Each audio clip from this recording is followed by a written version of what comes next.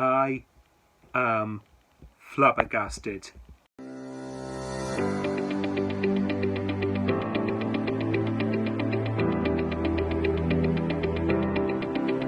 Wow.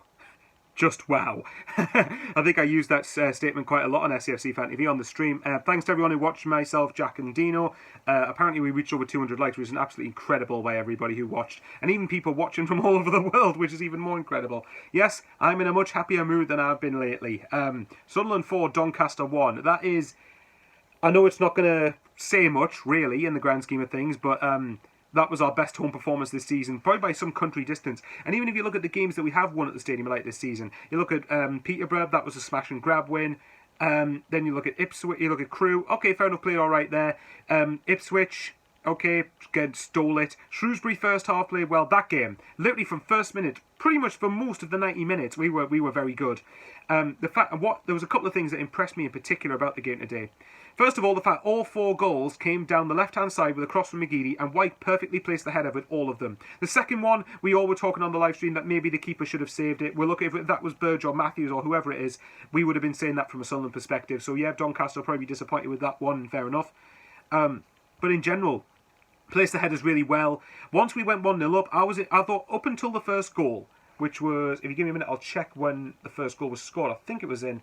oh, hang on. I'm on the wrong match report. But yeah, right after the first goal, when that was scored, we didn't sit off. We pressed, 7 minutes. 7 minutes in, for the first 6 minutes or so, it was quite scrappy. It was pretty even. It was both teams trying to get into the game, figure each other out.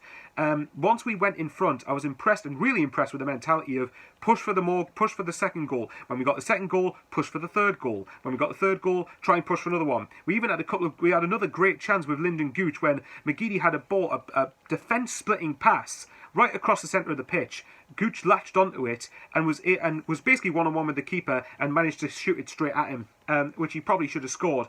But in general, just a clinical, ruthless performance in that first half. And even I was still quite nervous at half-time because I know what Sunderland are like. I know we tend to have a habit of messing leads up, but even us, thankfully, didn't manage to blow a 3-goal lead. And in the second half, the first couple of minutes, I was still impressed with the intent because I was worried that Darren Moore, who I still think is a good manager, would give Doncaster a rocket up their backside at half-time and would really get them to go out of the second half. And I was expecting it.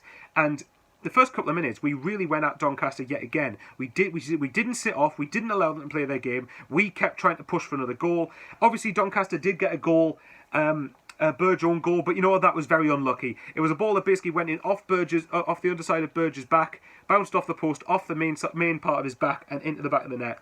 It was very unfortunate from Burge's perspective, but what impressed me more, 2 things that really impressed me there. The first one was how he responded to conceding the goal. One, as you guys know, I hate conceding goals anyway, but sometimes that happens, that's unlucky. But the thing that impressed me, one of the things I hate the most, when you concede a goal, Sunderland have a tendency to kick off, pass, hoof it long, we'll lose the ball, there's no point kicking off. This time, I think there must have been a good dozen, I'd love to know how many passing movements there was in the build-up to Sunderland's 4th goal, because I'm pretty sure it would have been at least a good dozen or so passes. And it was even at times when we went down the right-hand side of the pitch, back to our centre-halves, down the left-hand side, back to McGeady, cross, Wyke, 4-1 rather. That response to conceding I was very impressed with. And the second thing is because and Burge thankfully saved 2 penalties. This game was absolutely mental. The second half was absolutely ballistic. It was just ridiculous. But Burge saved 2 penalties. The first one, I would say, is a good save. The second one was a tame, very, very awful penalty. But at the end of the day, Burge, that'll do his confidence the world of good. And had those 2 penalties been scored, that game would have been a lot more nervy than it ended up being.